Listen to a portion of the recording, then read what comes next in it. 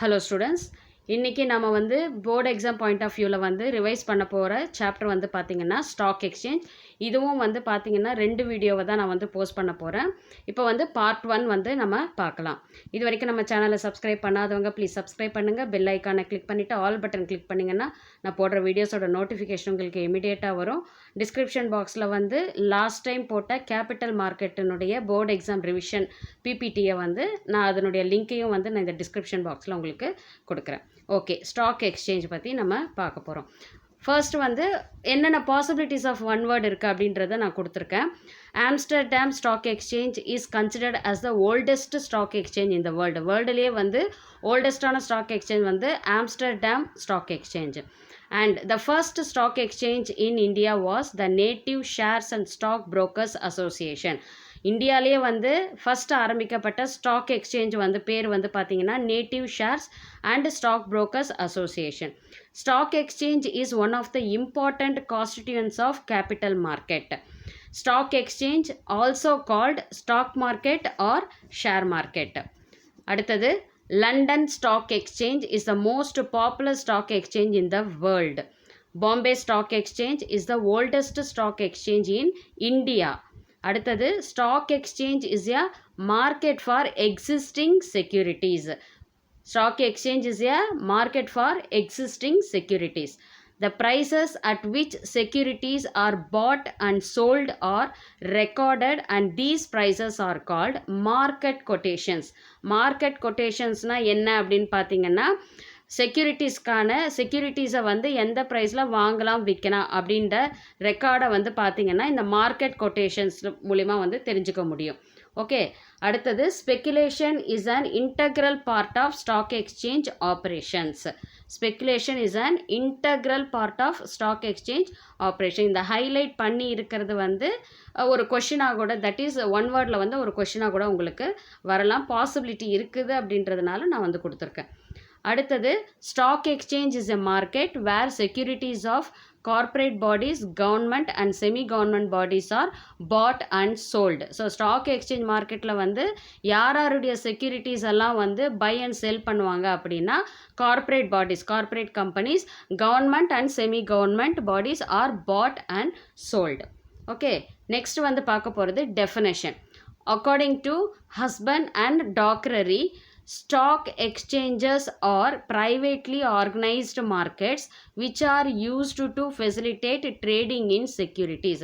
So செக்யூரிட்டிஸை வந்து trade பண்ணுறதுக்காக யூஸ் பண்ணக்கூடிய ஒரு தளமாக, ஒரு மார்க்கெட்டாக தான் வந்து இந்த ஸ்டாக் எக்ஸ்சேஞ்ச் வந்து இருக்குது அப்படின்னு ஹஸ்பண்ட் அண்ட் டாக்ரரி வந்து டிஃபைன் பண்ணியிருக்காரு. அடுத்தது the Indian securities contracts regulation act of 1956 stock எக்ஸ்சேஞ்சை எப்படி டிஃபைன் பண்ணியிருக்காங்கன்னா an association, organization or body of individuals whether incorporated or not established for the purpose of assisting, regulating and controlling business in buying, selling and dealing in securities. So இவங்க வந்து Indian securities contract act வந்து stock exchange எப்படி define பண்ணியிருக்காங்கன்னா இது ஒரு அசோசியேஷனாக இருக்கலாம், ஓகேவா, இல்லைன்னா ஒரு ஆர்கனைசேஷனாக வந்து இருக்கலாம், இல்லை வந்து இண்டிவிஜுவல் பர்சன்ஸாக வந்து இருக்கலாம். வெதர் இன்கார்பரேட்டட் ஆர் நாட், அதாவது அவங்க வந்து ரெஜிஸ்டர்ட் ஆர் அன்ரெஜிஸ்டர்டாக கூட இருக்கலாம்.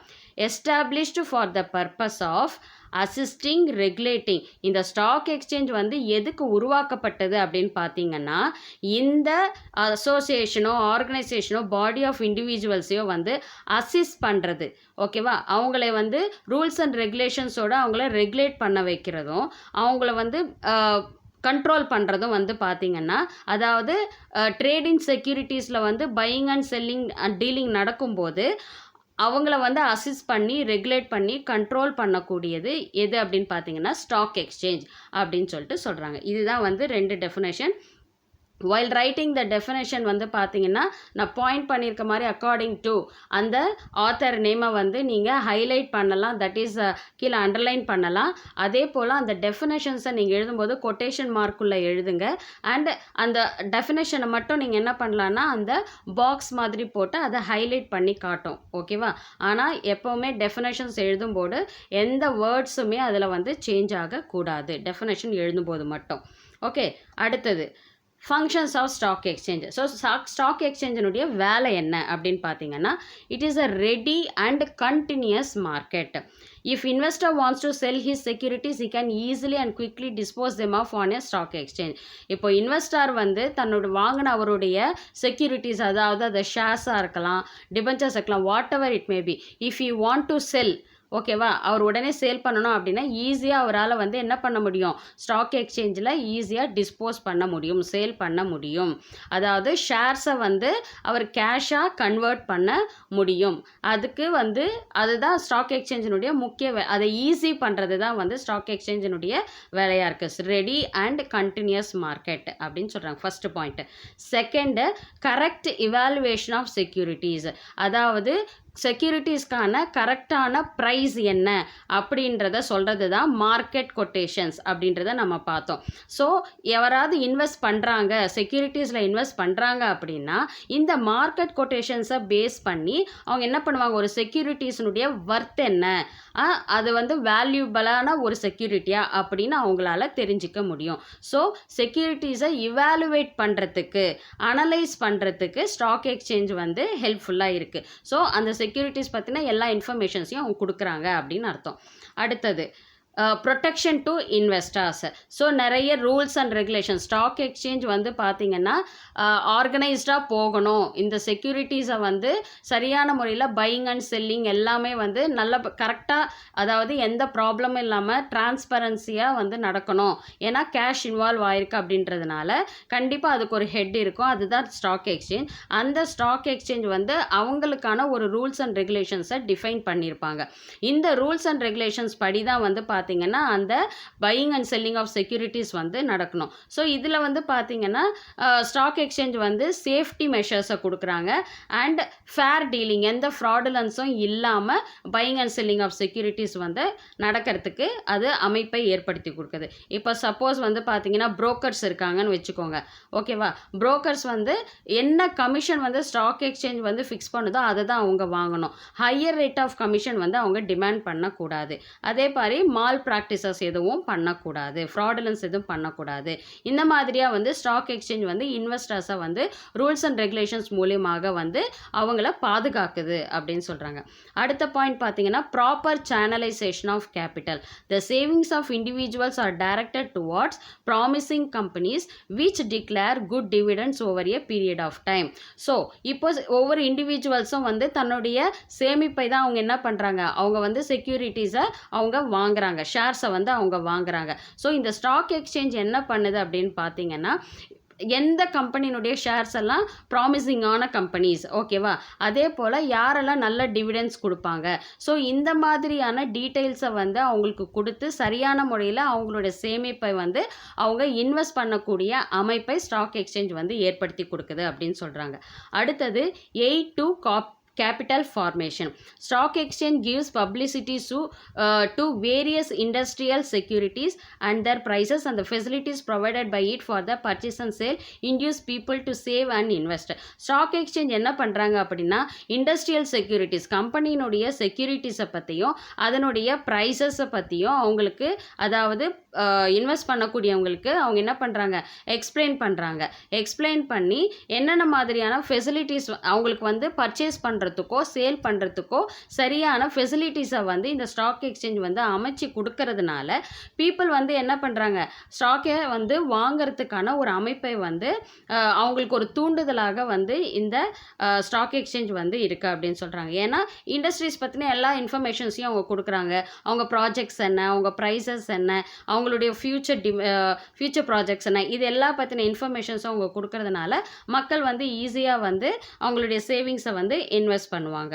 ஓகேவா, இதனால என்ன ஆகும் அப்படின்னு பார்த்தீங்கன்னா steady flow of capital into இண்டஸ்ட்ரீஸ்க்கு வந்து பார்த்தீங்கன்னா கேபிட்டல் வந்து ஃபார்ம் பண்ணுறதுக்கு, அதாவது அவங்க கேபிட்டலை இன்க்ரீஸ் பண்ணுறதுக்கு வந்து ஸ்டெடியாக இருக்கிறதுக்கும் அண்ட் இண்டஸ்ட்ரியல் லெவலை வந்து டெவலப் பண்ணுறதுக்கும் அசிஸ்ட் பண்ணுறதுக்கு ஸ்டாக் எக்ஸ்சேஞ்சினுடைய வேலையாக இருக்குது அப்படின்னு சொல்கிறாங்க. அடுத்தது ஃபெசிலிட்டிஸ் ஃபார் ஸ்பெக்குலேஷன் அப்படின்னா ஒரு ஸ்டாக் மார்க்கெட் அப்படின்னாலே கண்டிப்பாக செக்யூரிட்டிஸினுடைய விலையில் வந்து ஏற்றம் இறக்கம், டிமாண்டும் அதிகமாக இருக்கும், டிமாண்ட் அண்ட் சப்ளை ரெண்டுமே மேலே ஏறும் இறக்கும், அப்ஸ் அண்ட் டவுன்ஸ் வந்து இருக்கும். இதை வந்து ஈக்குவலைஸ் பண்ணுறதுக்கு, ஓகேவா, ஈக்குவலைஸ் பண்ண, அதாவது அப்நார்மலாக வந்து அதனுடைய வேல்யூ ஏறவும் கூடாது, அப்நார்மலாகவும் இறங்கவும் கூடாது, நடுவில் வந்து எந்த விதமான ஃப்ராடுலன்ஸும் இல்லாமல் வந்து பார்த்திங்கன்னா அந்த செக்யூரிட்டிஸை ஈக்குவலைஸ் பண்ணுறதுக்கு ஸ்டாக் எக்ஸ்சேஞ்சினுடைய வேலையாக இருக்குது. ஓகேவா, அதனால தான் என்ன ஆகும்னா ப்ரைஸ் மூமெண்ட்ஸ் ரொம்ப ஏற்ற இறக்கங்கள் இல்லாமல் ப்ரைஸினுடைய செக்யூரிட்டிஸினுடைய ப்ரைஸ் மூமெண்ட் வந்து பார்த்திங்கன்னா ஸ்மூத்தாக போகும். அடுத்தது seasoning of securities. Speculators and underwriters hold for a temporary period securities issued by new companies. இப்போ புது கம்பெனிஸ் வந்து அவங்களுடைய செக்யூரிட்டிஸை வந்து இன்ட்ரடியூஸ் பண்ணுறாங்க அப்படின்னா அவங்கள பாதுகாக்கிறது வந்து இந்த ஸ்பெக்குலேட்டர்ஸும் இந்த அண்டர் ரைட்டர்ஸும் தான். ரிஸ்க்கை வந்து இவங்க வந்து பாதுகாப்பாங்க. தே அன்லாக் தெம் இந்த market is prepared to absorb the new issues. So அவங்க வந்து அந்த மார்க்கெட்டில் வந்து நல்ல ஒரு லெவலுக்கு அந்த செக்யூரிட்டிஸ் வந்து இன்வால்வ் ஆக ஆரம்பித்தோன்னா அவங்க என்ன பண்ணிடுவாங்க, அவங்களுடைய செக்யூரிட்டிஸை அவங்க வந்து பேக் பண்ணிக்குவாங்க. ஓகேவா, so speculators and underwriters hold a temporary period. இது எல்லாமே வந்து ஸ்டாக் எக்ஸ்சேஞ்ச் தளத்தில் தான் இது எல்லாமே வந்து நடக்கும். அடுத்தது clearing house of business information. இப்போது ஸ்டாக் எக்ஸ்சேஞ்சை பொறுத்த வரைக்கும் பார்த்திங்கன்னா எல்லா இண்டிவிஜுவல்ஸோ இல்லை வந்து தட் இஸ் கம்பெனிஸோ வந்து பார்த்திங்கன்னா அவங்களுடைய ஷேர்ஸை வந்து விற்க முடியாது. அங்கே எந்த கம்பெனிஸ் எல்லாம் ஷேர்ஸை வந்து சேல் பண்ண முடியும் அப்படின்னு பார்த்திங்கன்னா லிஸ்டட் கம்பெனிஸ், அதாவது ஸ்டாக் எக்ஸ்சேஞ்சில் வந்து ரெஜிஸ்டர்ட் பண்ணியிருக்கிற கம்பெனிஸ் மட்டும்தான் வந்து பார்த்திங்கன்னா அவங்க வந்து ஸ்டாக் எக்ஸ்சேஞ்ச் மார்க்கெட்டில் வந்து அவங்களுடைய ஷேர்ஸை வந்து சேல் பண்ண முடியும். ஓகேவா, ஸோ அதே போல் வந்து பார்த்தீங்கன்னா listed companies are required to furnish all important information.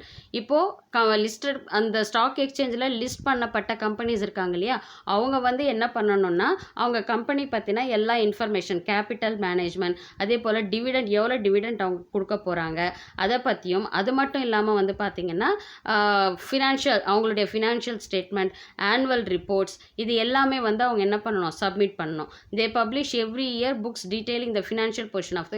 ஒவ்வொரு வருஷமும் என்ன பண்ணுவாங்கன்னா ஸ்டாக் மார்க்கெட் வந்து பார்த்தீங்கன்னா ஒவ்வொரு கம்பெனியினுடைய இந்த லிஸ்டிங் கம்பெனிஸினுடைய அவங்களுடைய டீட்டெயில்ஸ் எல்லாத்தையுமே, இன்ஃபர்மேஷன்ஸ், ஃபினான்ஷியல் பொசிஷன் எல்லாத்தையுமே வந்து அவங்க பப்ளிக்கு வந்து ரிவீல் பண்ணுவாங்க. ஓகேவா, அடுத்தது மார்க்கெட் ஃபார் செக்யூரிட்டிஸ். நெக்ஸ்ட் வந்து இதோட வந்து ஃபங்க்ஷன்ஸ் ஆஃப் ஸ்டாக் எக்ஸ்சேஞ்ச் வந்து கம்ப்ளீட் ஆயிடுச்சு. ஓகேவா, நெக்ஸ்ட் வந்து பார்க்க போகிறது features of stock exchange. Stock எக்ஸ்சேஞ்சில் வந்து என்னென்ன சிறப்பம்சங்கள் இருக்குது அப்படின்னு பார்க்க போகிறோம். Market for securities. Stock exchange அப்படின்னாலே வந்து பார்த்திங்கன்னா market for the securities, bonds, shares, இது மாதிரி. ஓகேவா, so stock exchange is a market where securities of corporate bodies, அதாவது companies, government and semi government கம்பெனிஸினுடைய ஷேர்ஸை தான் வந்து பை பண்ணுறதும் சேல் பண்ணுறதும் நடக்கக்கூடிய இடமாக வந்து ஸ்டாக் எக்ஸ்சேஞ்ச் வந்து அமைச்சு கொடுக்குது. அடுத்தது deals in second hand securities. இந்த இடத்துல இந்த ஸ்டாக் எக்ஸ்சேஞ்சில் வந்து பார்த்திங்கன்னா shares, debentures and bonds, so இந்த செக்யூரிட்டிஸ் எல்லாம் வந்து ஆல்ரெடி வந்து கம்பெனி வந்து இஷ்யூ பண்ணியிருக்கோம். ஓகேவா, it deals with existing or second hand securities. Already exist ஆகிருக்கக்கூடிய ஒரு கம்பெனியினுடைய ஷேர்ஸை வந்து பை பண்ணுறதுக்கும் சேல் பண்ணுறதுக்குமான ஒரு அமைப்பை வந்து இந்த ஸ்டாக் எக்ஸ்சேஞ்ச் வந்து ஏற்படுத்தி கொடுக்குது. அதுதான் அது செகண்ட் ஹேண்ட் செக்யூரிட்டி அப்படின்னு சொல்கிறாங்க. ஏன்னா ஆல்ரெடி எக்ஸிஸ்டாக இருக்கக்கூடிய செக்யூரிட்டி அப்படின்றதுனால செகண்ட் ஹேண்ட் செக்யூரிட்டிஸ் அப்படின்னு சொல்கிறாங்க. ஸோ அதனால தான் இதை நம்ம என்னன்னு சொல்கிறோம், செகண்டரி மார்க்கெட் அப்படின்னு சொல்லிட்டு நம்ம சொல்கிறோம். அடுத்த ஃபீச்சர் பார்த்தீங்கன்னா regulates trade in securities. So stock exchange வந்து பார்த்தீங்கன்னா அவங்களுடைய நேமில் வந்து அவங்களுடைய அக்கௌண்ட்டில் வந்து அந்த இடத்துல எந்த buying and selling of securities வந்து நடக்காது. இந்த ஸ்டாக் எக்ஸ்சேஞ்ச் வந்து என்ன மாதிரியான ஒரு ஃபெசிலிட்டிஸை வந்து கொடுக்கும்னா இன்ஃப்ராஸ்ட்ரக்சர் அண்ட் அதாவது செக்யூரிட்டிஸை ட்ரேட் பண்ணுறதுக்கான இன்ஃப்ராஸ்ட்ரக்சர் அண்ட் ஃபெசிலிட்டிஸ் வந்து அமைச்சு கொடுக்கும். யாருக்கு?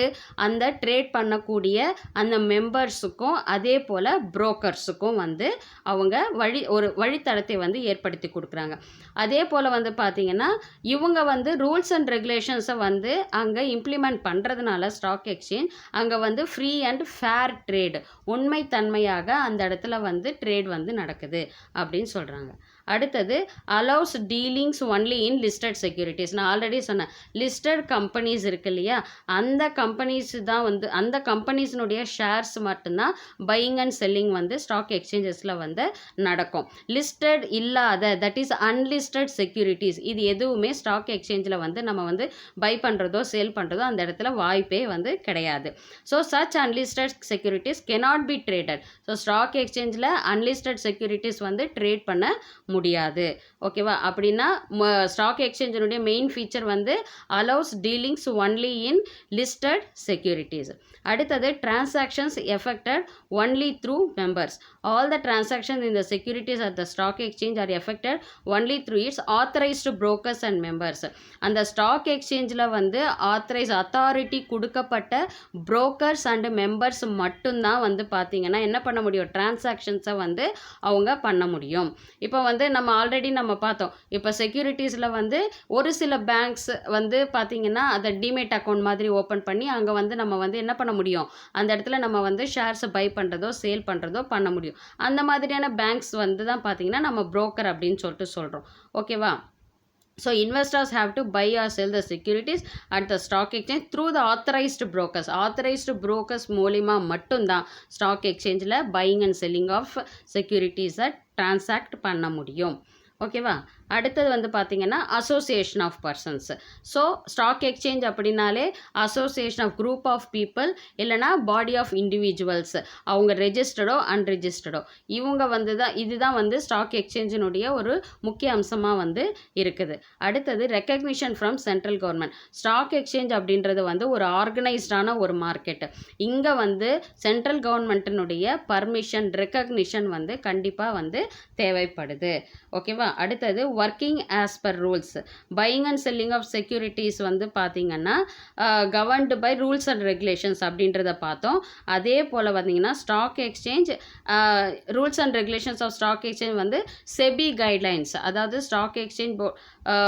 ஸ்டாக் எக்ஸ்சேஞ்சினுடைய கைட்லைன்ஸ் இருக்கு இல்லையா, அந்த கைட்லைன்ஸை பேஸ் பண்ணி தான் வந்து இந்த ஸ்டாக் எக்ஸ்சேஞ்சும் அதுக்குள்ளே இருக்கக்கூடிய கம்பெனிஸும் வழி நடத்தப்படுது அப்படின்னு சொல்லிட்டு சொல்கிறாங்க. ஓகே, அடுத்தது வந்து ஸ்பெசிஃபிக் லொக்கேஷன். ஸ்டாக் எக்ஸ்சேஞ்சுக்குன்னு ஒரு ஸ்பெசிஃபிக்கான ஒரு லொக்கேஷன், அது என்ன அப்படின்னு பார்த்தீங்கன்னா ஸ்டாக் எக்ஸ்சேஞ்ச் ஆஃபீஸில் வந்து பார்த்தீங்கன்னா ஆத்தரைஸ்டு புரோக்கர்ஸ் எல்லாருமே வந்து ஒன்றா ஒர்க்கிங் டேஸில் வந்து அந்த ஆஃபீஸில் அவங்க வந்து உட்காந்து என்ன பண்ணுவாங்க அப்படின்னா ஸ்டாக் வந்து ட்ரேட் பண்ணுவாங்க, டிரான்சாக்ஷன் வந்து பண்ணுவாங்க. ஓகேவா? So buying and selling of securities வந்து அந்த புரோக்கர்ஸ் வந்து அந்த இடத்துல பண்ணுவாங்க. நார்மலாக நீங்கள் உங்களுக்கே தெரியும், ஒரு எலக்ட்ரானிக் போர்டு மாதிரி இருக்கும். ஒவ்வொரு கம்பெனியினுடைய ஷேரும் வந்து என்ன விலை இருக்குது, அது ஏறி இருக்கா இறங்கி இருக்கா, ப்ராஃபிட் வந்திருக்கா லாஸ் வந்திருக்கா அப்படின்ற ஒரு இண்டிகேஷன் வந்து கொடுத்துக்கிட்டே இருக்கும். ஓகேவா? So all the working of stock exchange conducted and controlled through computers and electronic system மூலியமாக தான் கண்ட்ரோல் பண்ண முடியுது. இதுதான் வந்து ஸ்டாக் எக்ஸ்சேஞ்சினுடைய ஃபீச்சர். அடுத்தது financial barometers. Stock exchanges are the financial barometers and development indicators of national economy of the country. Industrial growth and stability is reflected in the index of stock exchange. So stock exchange வந்து அதனுடைய development indicating, அதாவது நம்ம கண்ட்ரியினுடைய economy லெவலை வந்து indicate பண்ணுற விதமாகவும் வந்து இந்த ஸ்டாக் எக்ஸ்சேஞ்சினுடைய தன்மை வந்து வெளிப்படுது அப்படின்னு சொல்கிறாங்க. ஸோ ஸ்டாக் எக்ஸ்சேஞ்சினுடைய அந்த buying and selling of securities வந்து பார்த்திங்கன்னா ஒரு கண்ட்ரியினுடைய எக்கானமி லெவலை வந்து எடுத்து சொல்கிறதா வந்து இருக்குது, இண்டிகேட் பண்ணுற விதமாக வந்து இருக்குது. அப்படி இண்டிகேட் பண்ணுற விதமாக இந்த ஸ்டாக் எக்ஸ்சேஞ்ச் வந்து இருக்குது அப்படின்னு சொல்லிட்டு சொல்கிறாங்க. ஓகேவா? இதெல்லாம் தான் வந்து பார்த்திங்கன்னா ஃபீச்சர்ஸ் ஆஃப் ஸ்டாக் எக்ஸ்சேஞ்ச். அடுத்தது வந்து பார்த்திங்கன்னா benefits and limitations of stock exchange. Benefits வந்து பார்த்திங்கன்னா 3 விதமாக பிரிச்சிருக்காங்க. ஒன்று வந்து benefits to community, benefits to investor, அதுக்கப்புறம் வந்து பார்த்திங்கன்னா பெனிஃபிட்ஸ் டு கம்பெனி அப்படின்னு 3 விதமாக பிரிச்சிருக்காங்க. ஸோ பெனிஃபிட்ஸ் டு கம்யூனிட்டி அப்படின்னும் போது எக்கனாமிக் டெவலப்மெண்ட்டுக்கு, அதே போல் ஒரு கம்பெனியோட ஃபண்ட்ஸை வந்து ரைஸ் பண்ண கம்யூனிட்டிக்கான ஃபண்ட்ஸை வந்து ரைஸ் பண்ணுறதுக்கும், டூல்ஸ் டு டைவர்ட் ரிசோர்ஸஸ் அதிகப்படியான ஸ்கேர்ஸ் ரிசோர்ஸஸை வந்து சரியான முறையில் யூட்டிலைஸ் பண்ணி இன்வெஸ்ட் பண்ணி ஃபண்டை வந்து ரைஸ் பண்ணுறதுக்கும், அதே போல் கேபிட்டல் ஃபார்மேஷனை வந்து என்கரேஜ் பண்ணுறதுக்கும், அதே போல் வந்து பார்த்திங்கன்னா it enables government to rice funds projects எல்லாத்தையும் வந்து பண்ணுறதுக்கு கவர்மெண்ட்டினுடைய ஃபண்டு தேவைப்படும் பொழுது அவங்க என்ன பண்ணுவாங்க, ஃபண்டை ரைஸ் பண்ணுறதுக்கும் இந்த ஸ்டாக் எக்ஸ்சேஞ்ச் வந்து ஒரு பிளாட்ஃபார்மாக வந்து இருக்குது, பெனிஃபிட்ஸை வந்து அமைச்சு கொடுக்குது. ஸோ பெனிஃபிட்ஸ் டு கம்யூனிட்டினா எக்கனாமிக் டெவலப்மெண்ட், ஃபண்ட் ரைசிங் பிளாட்ஃபார்மாக அமையுது. டூல்ஸ் டு டைவர்ட் ரிசோர்ஸஸை வந்து டைவர்ட் பண்ணுறதுக்கான ஒரு கருவியாக இந்த ஸ்டாக் எக்ஸ்சேஞ்ச் இருக்குது. கேபிட்டல் ஃபார்மேஷன் பண்ணுறதுக்கு ஹெல்ப்ஃபுல்லாக இருக்குது. கவர்மெண்ட்டுக்கு வந்து ப்ராஜெக்ட்ஸை வந்து எடுத்த ப்ராஜெக்ட்ஸை கம்ப்ளீட் பண்ணுறதுக்கான ஃபண்டை ரைஸ் பண்ணுறதுக்கு ஸ்டாக் எக்ஸ்சேஞ்ச் வந்து பெனிஃபிட்டாக இருக்குது அப்படின்னு சொல்கிறாங்க. அடுத்தது பெனிஃபிட்ஸ் டு த கம்பெனி அப்படின்னு பார்த்தீங்கன்னா என்ஹான்சஸ் குட்வில் ஆர் ரெப்புடேஷன். அதாவது ஸ்டாக் எக்ஸ்சேஞ்சில் வந்து இருக்கிற வந்து கம்பெனிஸ்னுடைய ஷேர்ஸ் வந்து பார்த்தீங்கன்னா கண்டிப்பாக அது வந்து ஒரு ரெஜிஸ்டர்டு கம்பெனி அப்படின்னும் போது அதற்கான ஒரு குட் நேம் இருக்கும். ஓகேவா? ஸோ அப்போது ஆட்டோமேட்டிக்காக மக்களுக்கு வந்து ஒரு நல்ல கம்பெனி தான் வந்து லிஸ்டட் கம்பெனிஸாக இருக்கும். அதே போல் வந்து பார்த்தீங்கன்னா கிரெடிட் ஸ்டாண்டிங்கும் அவங்களுக்கு இருக்கும். அதே போல் நல்ல நற்பேரும் அவங்களுக்கு இருக்கும். அப்படின்றதுனால ஆட்டோமேட்டிக்காக வந்து அந்த கம்பெனியை இன்வெஸ்ட் பண்ணுறதுக்கு பார்ப்பாங்க. அதே போல் ஸ்டாக் எக்ஸ்சேஞ்ச் அப்படின்றது பார்த்தீங்கன்னா it is a wide market. ஓகேவா? ஸோ செக்யூரிட்டிஸை வாங்கிறது விற்கிறதுக்கான ஒரு நல்ல தளமாக வந்து இருக்குது. அடுத்தது ரைசஸ் ஹியூஜ் ஃபண்ட்ஸ். அதிகப்படியான ஃபண்ட்ஸை வந்து ரைஸ் பண்ணுறதுக்கு ஷேர்ஸையோ டிபென்ச்சர்ஸையோ இஷ்யூ பண்ணி ஃபண்ட்ஸை ரைஸ் பண்ணுறதுக்கு ஹெல்ப்ஃபுல்லாக இருக்குது. இது வந்து கம்பெனிஸ்க்கு. அடுத்தது இன்க்ரீசஸ் பார்கெனிங் ஸ்ட்ரென்த். அதாவது companies whose shares rise in the stock exchange command a higher bargaining power in the event of further expansion, merger or amalgamation.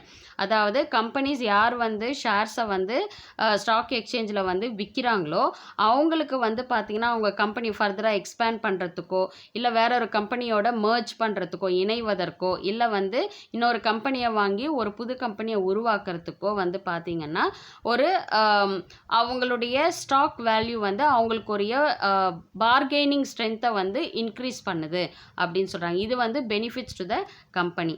அடுத்தது பெனிஃபிட்ஸ் டு த இன்வெஸ்டர்ஸ் அப்படின்னு பார்த்தீங்கன்னா லிக்விடிட்டின்னா கேஷ், என்கேஷ்மெண்ட்டு. நான் செக்யூரிட்டிஸை எப்போ வேணாலும் நான் என்ன பண்ண முடியும், குவிக்காக வந்து கேஷாக மாற்ற முடியும். ஓகேவா? ஸோ இது வந்து பெனிஃபிட்ஸ் டு தி இன்வெஸ்டர்ஸ். அடுத்தது adding collateral value of security.